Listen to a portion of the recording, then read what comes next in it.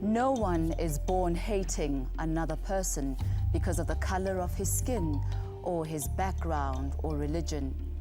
People must learn to hate, and if they can learn to hate, they can also be taught to love, for love comes more naturally to the human heart than its opposite.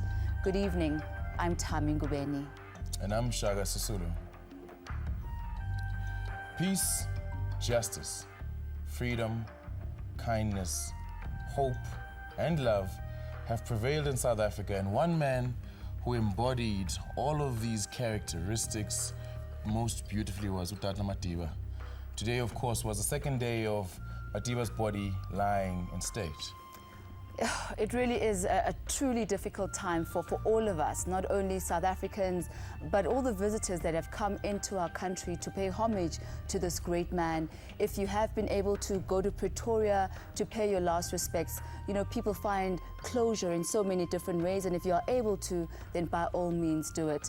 One would argue that at his age and with the state of health that he was in, perhaps we should have known that the end was nigh. But losing Utata remains a devastating blow. I don't think one is ever duly prepared for the passing of a loved one. But you know, I think he would have really wanted us to maintain calmness, to remember what he embodied and what he signified. He would want us to be disciplined, to be calm, to be peaceful during this hour of despair, and to really, really unite. Yeah, and you know, how incredible that even in his final moments, he was considerate enough to say, I'll do it at the end of the year, when everything is almost done. I mean, here's a man who gave us so many great lessons, one of them being this particular quote. He said, I never lost hope that this great transformation would occur, not because of the great heroes I worked with, but because of the courage of the ordinary men and women of my country. I always knew that deep down in every human heart there was mercy and generosity. Wow, that's profoundly remarkable, you know, to look for something, to love in another person. And I must say, Shaka, for a moment there, when you changed your accent, it just kind of felt like him. Tata, thank you for your love. Thank you for your laughter, because he just loved laughter. He was just so huge. Thank you for teaching us that to have hope and to persevere.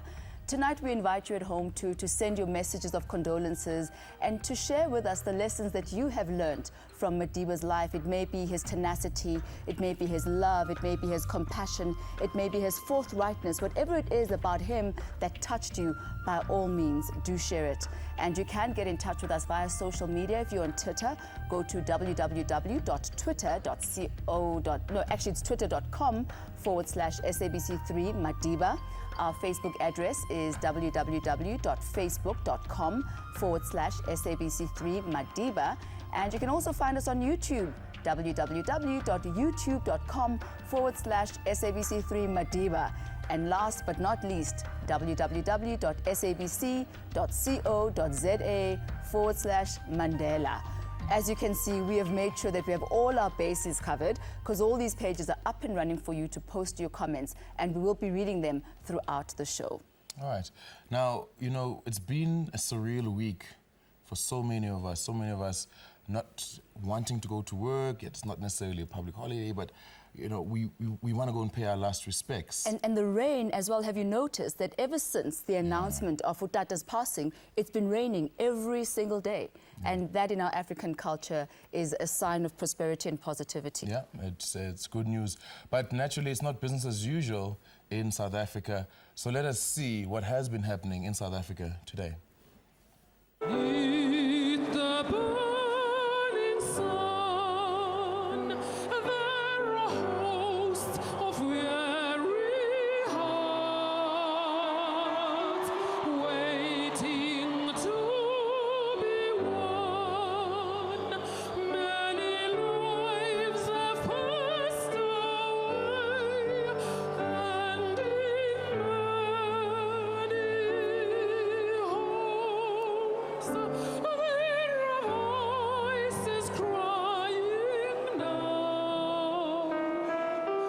To the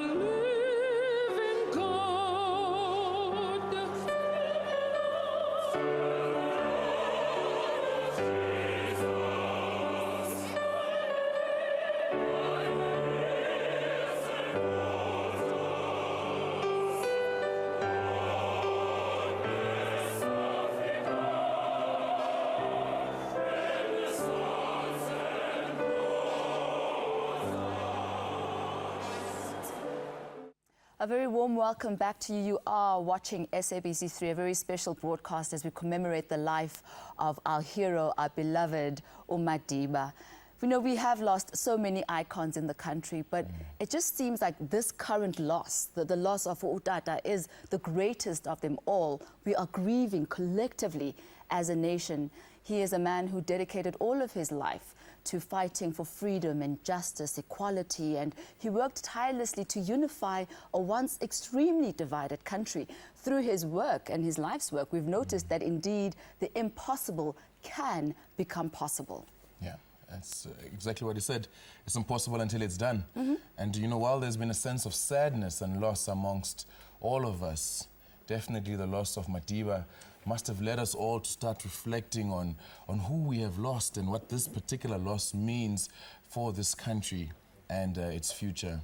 I know there's mixed emotions out there, there's fear, maybe anxiety, and all of these things creep into our psyche as we wonder, what does the future hold for us? I remember thinking to myself that it's an end of an era. You know, it's an end of an era, and you know, what now? Where is that anchor to guide us and to hold us? So Madiba's vision of a united country was built by a great people, and it spoke to this great potential we have to be one of the greatest nations. Oh, most definitely. And when we question ourselves and our future, we might feel inadequate in living up to his values, you know, his values of a united South Africa. And I think those kind of conversations have pretty much started already, just saying what he achieved, is it attainable by us, ordinary people like you and I?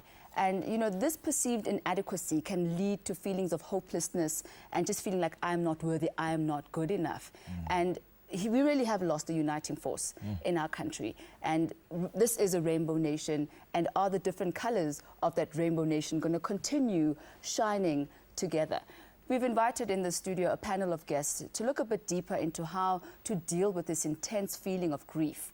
We've got Dr. Johan Geisa from the Mosaic Gemeente, a grief and bereavement counselor and a pastor. Thank you so much for joining us this evening. And we also have Griselda Lewis. I know you all know her because you watch her all the time. And she has been going all over, you know, you've done outside Madiba's house, in various places, covering very intimately the life of Madiba. But you also covered him very extensively while he was hospitalized. So, you know, we'll be talking to both of you about the process of grief and healing.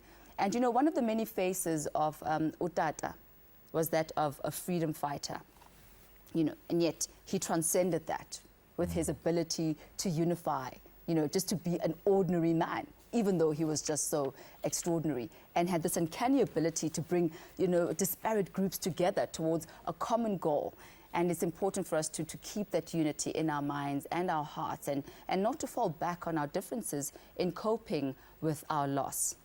Okay, so I think to talk us through this particular process, you know, Griselda, let's start with you. You followed this story very, very closely. What did it mean for you? I mean, what was that process like for you personally? Geez, Shaka, it's one of the most important stories as a journalist that you can work on in your entire career, irrespective of how much experience you have in this field. When you're dealing with a world icon, you've got, like, such as the late Tata Nelson Mandela, you've got to do this one properly.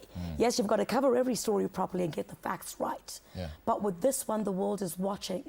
There are so many people who are looking to you for information, especially during this time as well, where we're not only telling a story to South Africans, we're telling a story to Africans and people around the world.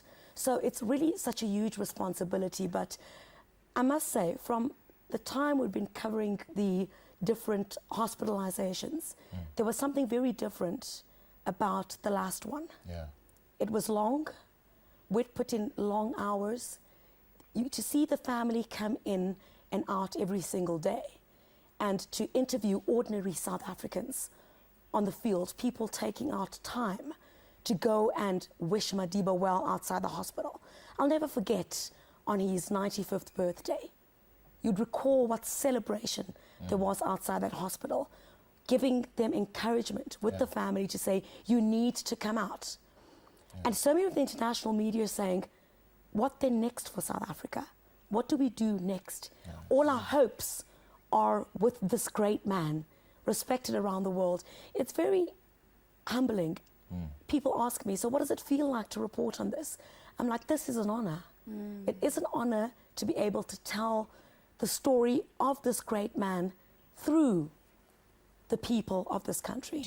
Did you pick up anything different in the mood of the people when you first started reporting on Madiba's hospital stay, you know, up until, you know, this particular point where we actually finally hear that Madiba has passed away? Initially, from the time when Madiba was in Mill Park Hospital, which sensed from people that Madiba needs to get out of hospital. You cannot be here. We need you.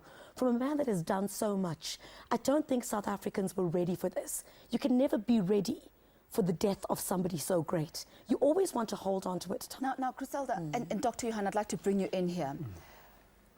The last hospital visit, or the last hospital stay that you were talking about, was actually quite scary for us as South Africans, because I think for the very first time we came face to face with Utata's mortality and the fact that we all thought that that was the time that he was going to go. Do you think that that helped us in dealing with the loss?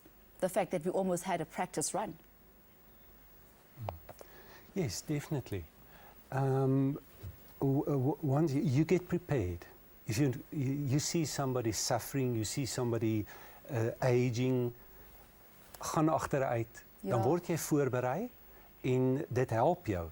Dit verander nie die feit dat jy nog steeds in skok bly nie. En dit nog steeds vir jou 'n groot skok as wanneer dit gebeur nie. But it's not that huge surprise. So where would you say we are as a nation at this point in our grieving process?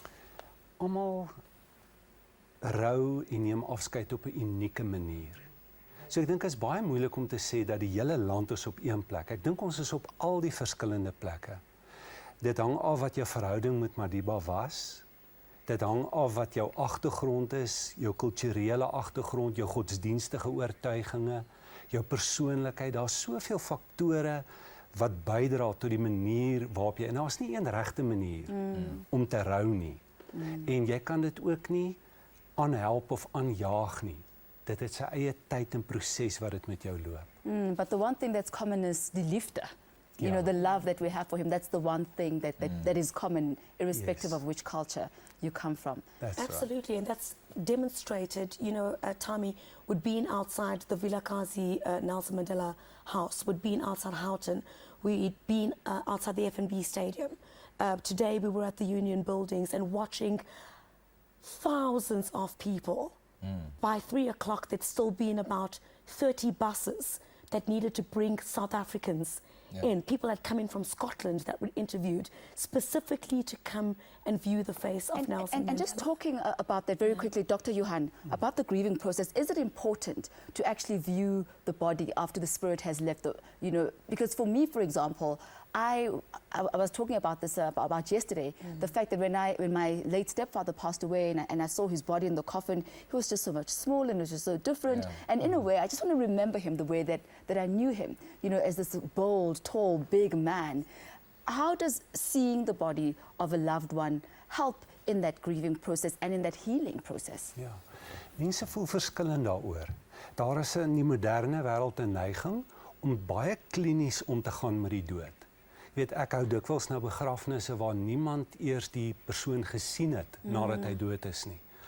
En maar die ou tradisionele manier is om te vat aan die persoon, om tot siens te sê, om te sien. En dit is nie noodwendig die manier waarin jy aan hom dink as jy terugdink aan hom nie. Jy onthou hom op ander maniere ook. So daar's baie bewyse dat dit baie goed is en dat dit deel is van 'n ritueel waardeur jy gaan om tot siens te kan sê en om te laat gaan. Oh, baie dankie vir die what's advice in Afrikaans? What's advice in Afrikaans? Wysheid, wisdom. Advisors. Thank you so because it is very important, I think, to go through that grieving process. Thank you so much to both of you for joining us this evening. Yeah. Right. I mean, thank you very much. You know, the one thing about this, what Doctor was talking about, is the closure. And I suppose for me, I know that seeing them go into the grave, into the earth, brings about that closure. For some, it might be actually viewing them at the Union buildings, viewing Madiba's body then. But I guess now more than ever, we as South Africans need to recognize that we are the real South Africans that Madiba had fought for, and that Madiba seed is planted deep in each and every one of us. And it needs nurturing. And once we nurture that, that will determine the quality of life that we want to live and want to give to our fellow man. And now that Tata is gone, I think the time is ripe for us to build and to focus on our commonalities, and not the differences, but what it is that binds us and brings us together through this particular difficult time.